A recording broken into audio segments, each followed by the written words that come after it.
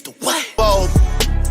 Broadcasting from Radio Row inside the Mandalay Bay Convention Center in Las Vegas, Nevada. You are tuned into Sideline Sports Talk Network, the W Show on 100.1 FM, Kansas City. Brought to you by Stockton Law Firm, the Solar Center, the Negro League Baseball Museum, Golden Gate Funeral and Cremation Services, Gates Barbecue, Positivity Water, Soiree Steak and Oyster House, the Right Tally Tax Preparation, Dylan Zona Rosa, KC Week Spin 360, Derek Thomas Neil Smith III and Long Foundation, Phenomenal Kids Child Care Learning Center, XC Fright Studio Club, Sierra Fonseca, Hairstylist New York Life.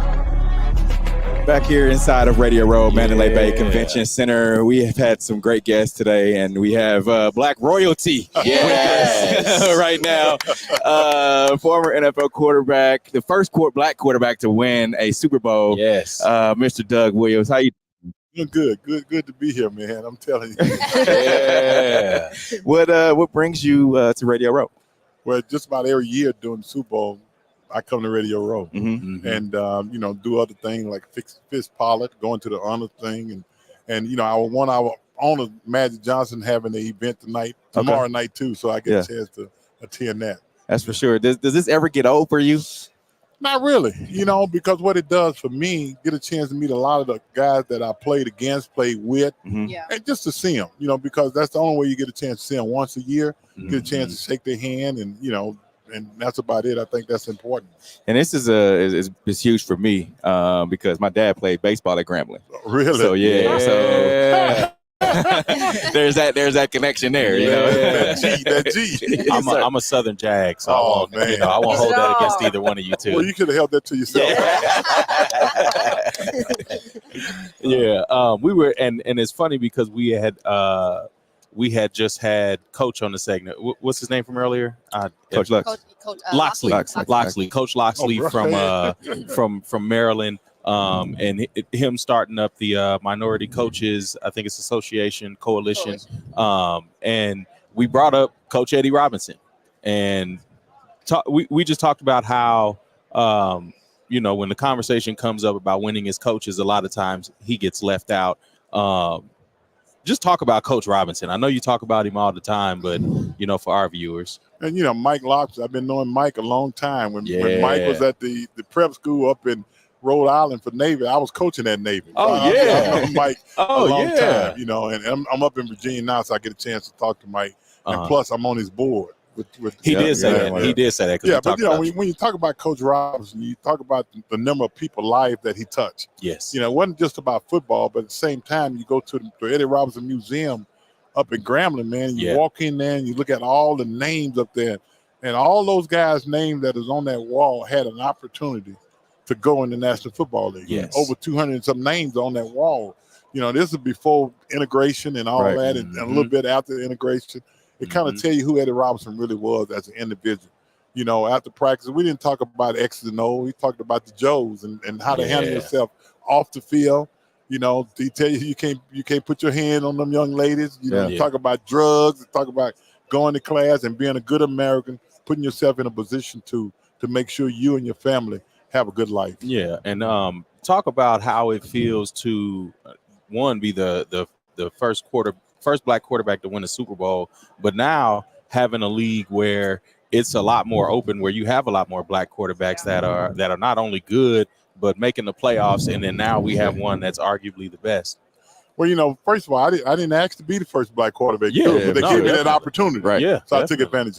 Yeah, but when you look back at so many guys before me, and guys that did not get an opportunity to play in the National Football League, and that's the number one thing I look at first. But then, I got that chance to play, and Coach Rob used to always instill in us, in order to play in the National Football, you need one thing, and that was an opportunity. Yes. And I was given that opportunity, and I'm grateful for having that opportunity, getting a chance to play with the Redskins and becoming that first quarterback. But last year for me was one of the biggest time in my lifetime to be able to put that trophy out there before the Super Bowl and then get an opportunity to watch two young Black quarterbacks play the game. Yes. And they played the game well. Yeah. They played it so well that they both of them, somebody had to lose. Yeah. You were wishing nobody lost, but somebody had to happen. But it was good because what it showcased to the world that it's not the color of your skin, it's the opportunity you give these guys to play. And then this year, 2023, we had 14 quarterbacks to start the year. Yeah. Sure did. Which is great. We Yeah. got 26 black quarterbacks that are in this league. And then we got 3 or 4 more coming in this time. Yes. It's one of those situations that they're getting the opportunity today that they didn't get yesteryear. And I think that's what it's all about. How many of those guys reach out to you? You know what? The younger guys, you know this just like anybody else. Young guys look different than the older guys. Yeah. But what they do, if they see me, they acknowledge me. Okay. And if I'm close to them, they put that old OG on me. Yeah. And when they acknowledge you with that OG, they're telling you I respect what you've done. Right. So it's one of those situations. Of course. So being the OG, what is your biggest game that you spit back to the young guys then? What advice, life advice even, doesn't even have to necessarily be football advice. Well, you don't talk football with them because they got coaches, offense coordinators. They hear enough football every day. Yeah. But you do, you just tell those guys, just keep doing what you're doing. You're going the right way. You're doing what you got to do. Take care of your family. And, hey, don't put your name in the paper at night. That's the most important thing. And I think these young guys has done that. Yeah. At the end of the day, these young quarterbacks that are in the league now, you don't hear a lot of things that are negative towards those guys. Yeah. And I think that's a positive situation for the black quarterback. Yeah. Now, great strides have been made for the representation when it comes to black quarterbacks in the league, right? Do you think that there's still progress that can be made? I think the quarterback position going to take care of itself, because like I say, 14 started this year. You got some coming in. The coaches have gotten a little better. We got 9, coaches of color that are in the league now. The black president, we got 5 black presidents that are in the league. The one area that I think needs so much work, and that is the black quarterback coach Yes. and the offensive coordinator. That's the area that we are lacking in. I think when you look at it realistically, we might have, we don't have none. One. I mean, It was we have Airbnb. That was it. He's not in now. Yeah. I Yeah. know. So now- We have no coordinators. Yeah. And the black quarterback coaches down to 1 or 2. You got Yeah. Baltimore and you got Cleveland. So that's where we are. You got 2 quarterback coaches out of 32 teams. Now, is that something that could be an emphasis for the coalition coming up? Oh, ain't no question in my mind. Yeah. Because when you look at the guys that have become head coaches, what are they doing first? They the quarterback coach. They the coordinators. Yeah. So that's where we're getting shut out at because offensively, they're not in that room with the quarterback. Because everybody think the most important part of your football team is the quarterback. Of course. So if those guys handle those guys and they get the chance to watch them work, they get more opportunity to get an interview. And I think that's what we have to work on. Definitely. And finally, we're here for the big game. Who you got? I got the 49ers in Kansas City. You almost got it. You started with 49ers. I saw y'all. What? No, it's hard. It's unfair and it's hard to pick anybody in this game because both of these teams deserve to be in the Super Bowl.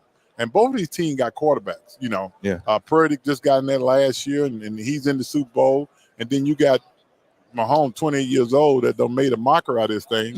Yeah.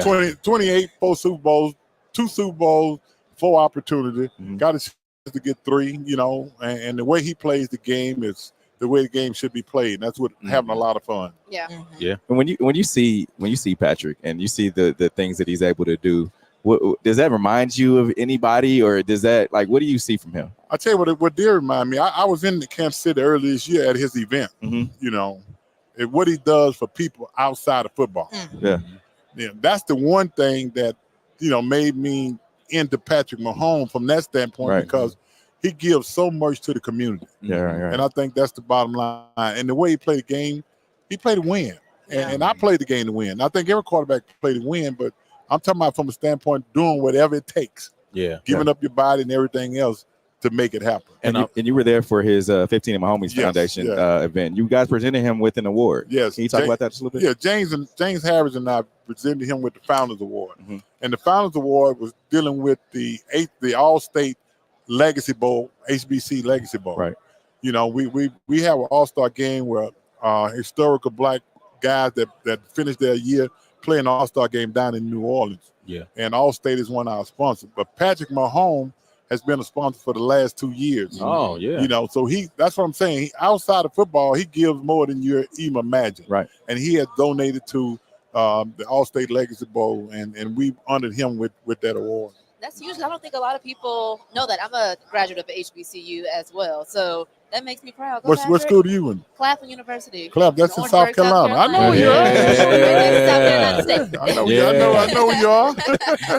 And I like how you talk about players. You don't necessarily talk about them as a player. You talk about them as men. Yeah. Is that something that has always been instilled in you from your playing days, or is that something you learned as a coach along the way? I think both, you know, growing up, playing, and as a coach. Yeah. Because when I coached at Grambling, you know, the same thing Coach Robinson told me, I'm telling my players the same thing, because that's what life is going to be all about. Mm-hmm. Did you have a specific mentor or somebody that you necessarily modeled your game after, or just life in general? Not my game, but a mentor. I was fortunate. I had Eddie Robinson, I had James Harris, and my oldest brother, Robert. You know, I had three of the best mentors that are out there. Yeah. We definitely appreciate you giving us some of your time today, sir. Thank you. My pleasure. That's Doug Williams. We'll be back later with more guests live from Radio Row in a minute. Go ahead, say it then. Who the GOAT? Who the GOAT? Who the GOAT?